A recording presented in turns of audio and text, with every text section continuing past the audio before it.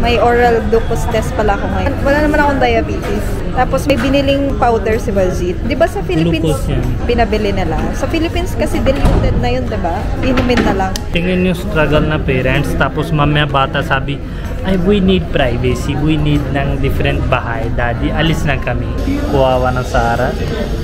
Tapos kuha-kuha ng dugo. Ito ulit-ulit.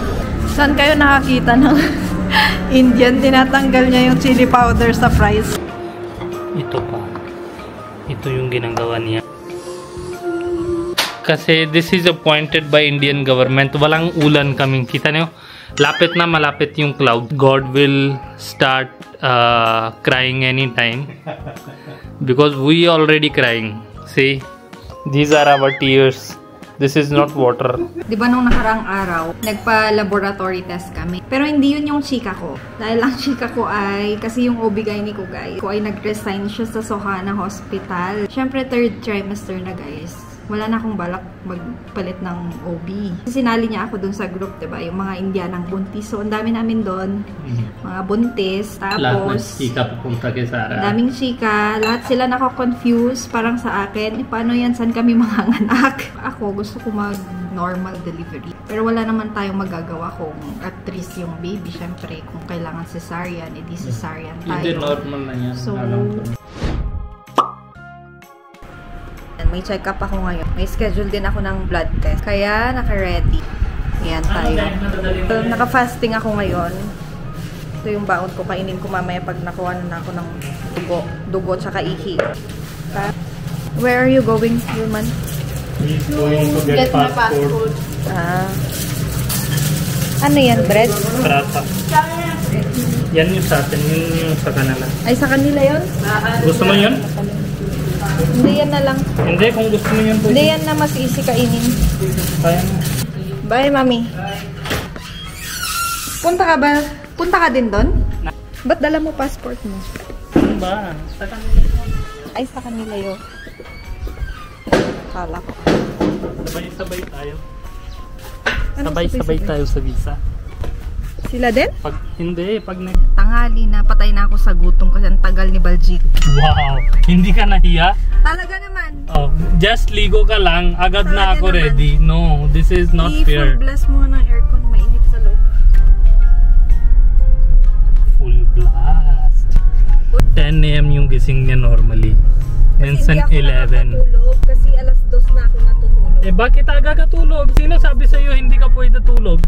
Gabi naka movie, cellphone. Pupunta na kami doon.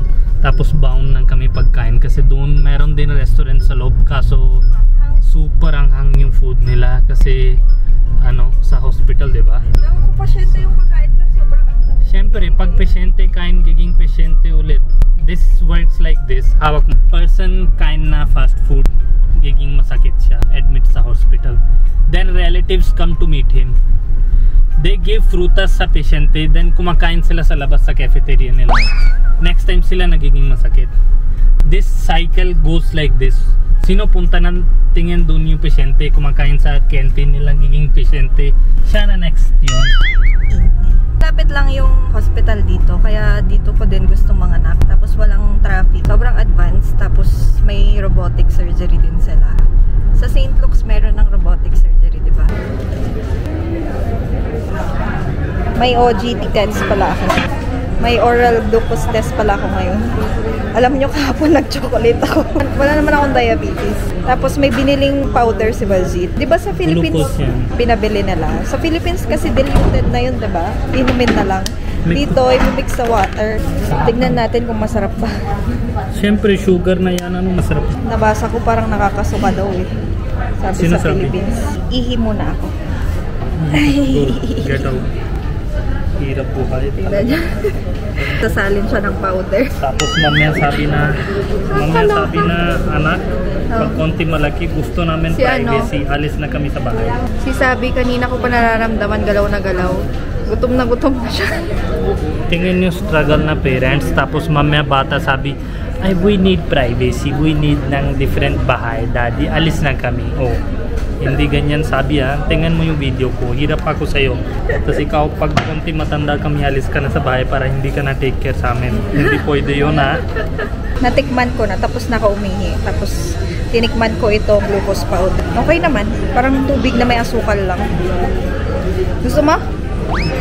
This is for you. Ikaw, gusto mo. Alam ko na gusto mo tikman. Sa'yo. Okay naman. Kita ko sa inyo tsura na yung masyado gutom na tao. Kuwawa ng Sara. Sara. 1 hour pa ha. Sabi niya konti rest na lang daw siya kasi yung tajek-tajek na si Sabi. Since umaga nagigilaw-gilaw siya. Siguro gutom or kumakain na yung glucose. Active na siya ngayon. Hindi ko alam kung ano pero since gabi lang yung last food niya. Tapos alam niyo paggising eager na siya pagkain, gusto kain pero may test pa hindi niya nagkain. Malaki ba yung sacrifice ni Mama? Ako din hindi ko nagkain eh. Kasama na ako sa iyo para hindi sabay na para hindi ka na feel low. Ako din hindi ko nagkain para kasi pag ako kita niya kain ako ingit na siya tas mas gutom na. Wala pa kain tas kuha-kuha ng dugo ito ulit-ulit. Mga second time na. Una, empty stomach. Then after glucose na 1 hour. Then ngayon, wala na pagkain o rinom. After 1 hour ulit. Siguro tingin nila yung spike of glucose level. Sabi tingin mo, kuwawa ng mami mo dahil sa'yo. Masibag bata ka dapat ha. Kita mo, ito video lagi ka sabi ha. Tingin mo dahil sa'yo. Gano'n na. Kain muna kami dito sa labas, guys. Dahil sambar, so gutom. Ayoko. Taco Bell. Try ko ngayon. Dito tayo sa Taco Bell. Ako dala sa'yo sa bagong thing na taco talaga. Okay na yan. Try something new. Kakira to kasi diya. Hot and crispy. Shake. Mango chili twist na lang. Movie भी दिखा मैं 10% discount pag bayad ka sa Paytm. Saan upuan?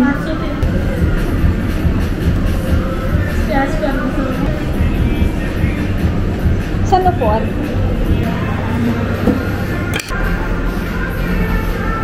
Ang busy naman ng kadate ko.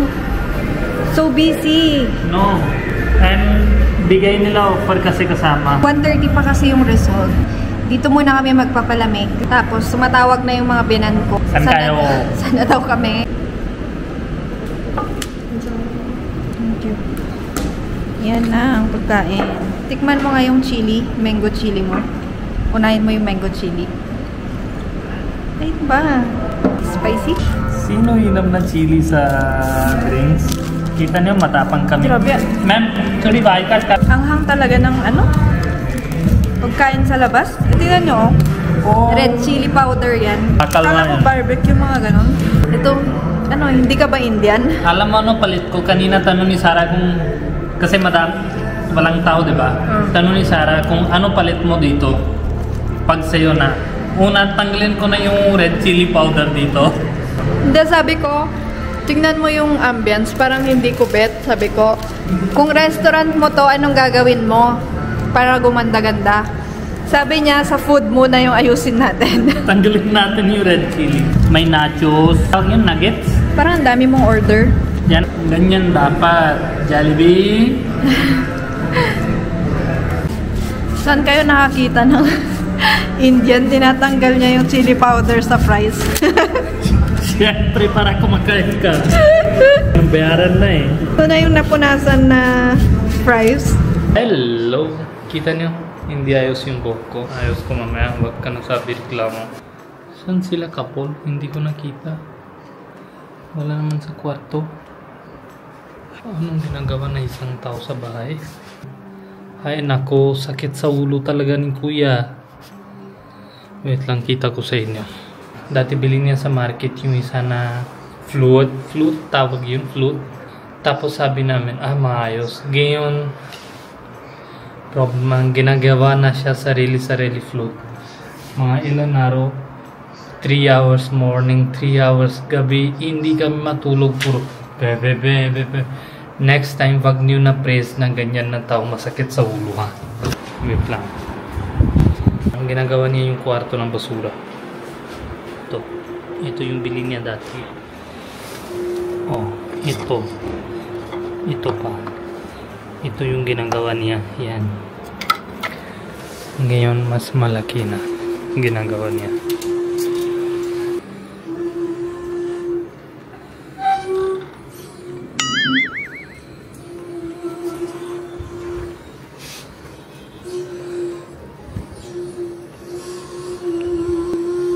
Hey mga Pilipino, ito isang musician na kasi this is appointed by Indian government. Walang ulan kaming kita niyo. Lapit na malapit yung clouds na yan. Kaya araw-araw labas siya dito. Yan.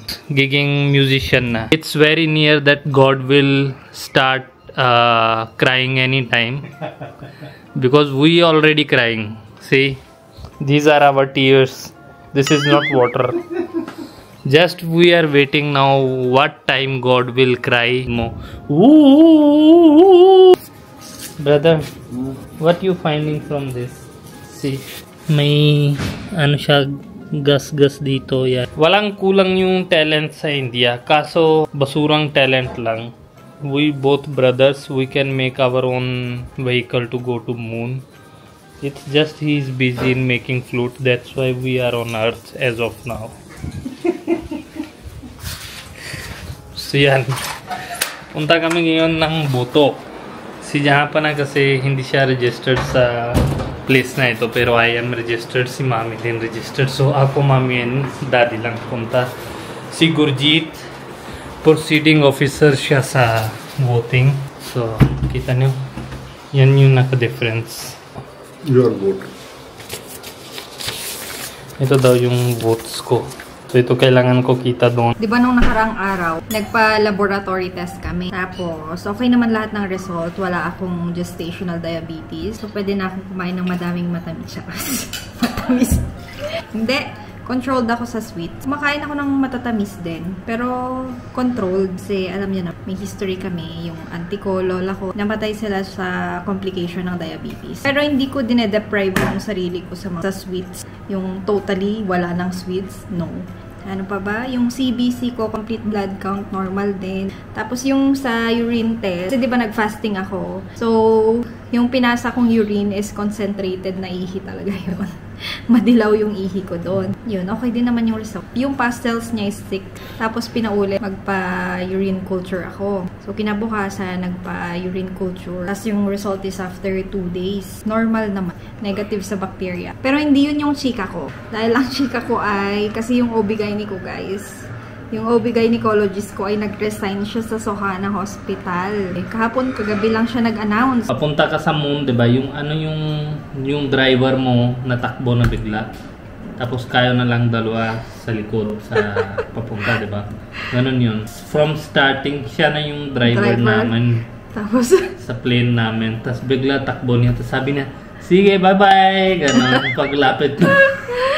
So, yun na nga. Kaya na bahala sa buhay. Nag-resign siya sa, may check-up ako after 2 weeks. After 1 week. After 1 week. Kasi every 2 weeks na yung check-up ko. Ito na. Kasi sa Sohana ko gusto talaga manganak.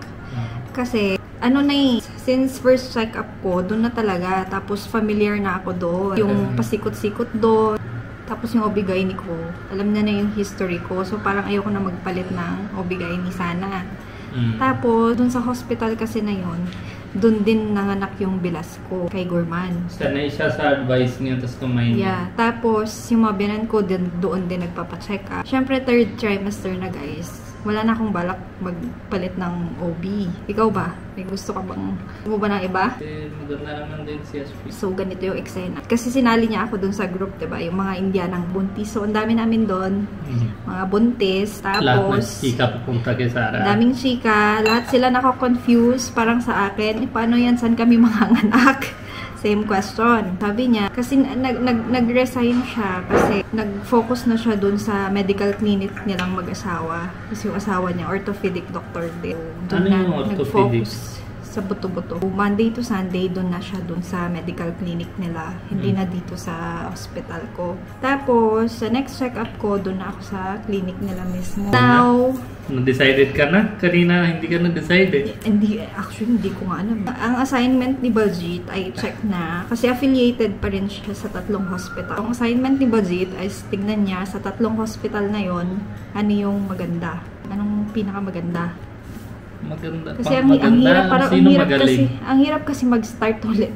Hindi, maganda or magaling? Nakakaloka. Sabi ni Baljit kagabi, dapat nag-resign siya, tapos ko na lang sana mga anak. Yun na, dapat meron ka assignments, tapusin mo na bago mag-resign. Si Baljit kasi, hindi pa niya naiisip yung mga ganito. Medyo, chill-chill lang siya. Siya kasi hindi naman siya yung mga anak eh. Sabi ko na sa'yo, diba, pag siya na lang yung doktor natin, tingnan natin kung saan siya affiliate, doon na try natin. O, pwede naman tayo pupunta sa 1 by 1, nakita natin lahat. Assignment mo yan Ikaw, tingin mo, mamereklamo ka sa akin, samahan kita. Ako, gusto ko mag-normal delivery. Pero wala naman tayong magagawa kung at least yung baby. Syempre, kung kailangan cesarean, edi cesarean tayo. Hindi, normal na yan. So gusto ko, gagawin ko para normal. So, gusto ko yung hospital is complete facility. Ganyan, diba?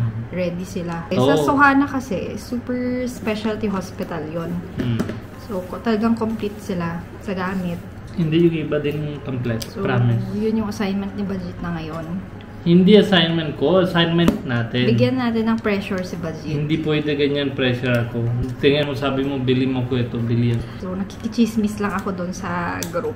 Karamihan ng mga babae doon, nagpa-Punjabi, hindi ganyan. So, pag may hindi ako naintindihan... So, she is dependent on me now? Ano mo nga to? Translate mo nga to.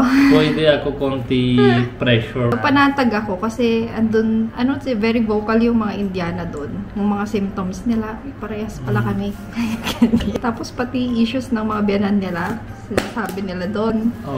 Like, ano ba yun? Mga bawal-bawal. Nabasa ako doon, sabi nung isang buntis. Ano daw, masakit daw yung likod niya, yung buntis. Sabi na nanay, ate ka.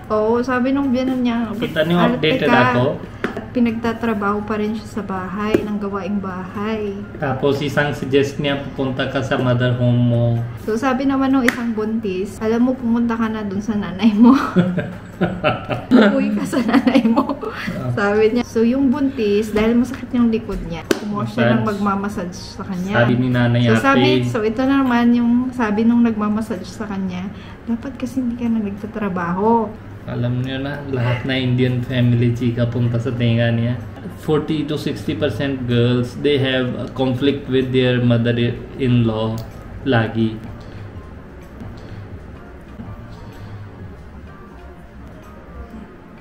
Nawala yung kuryente.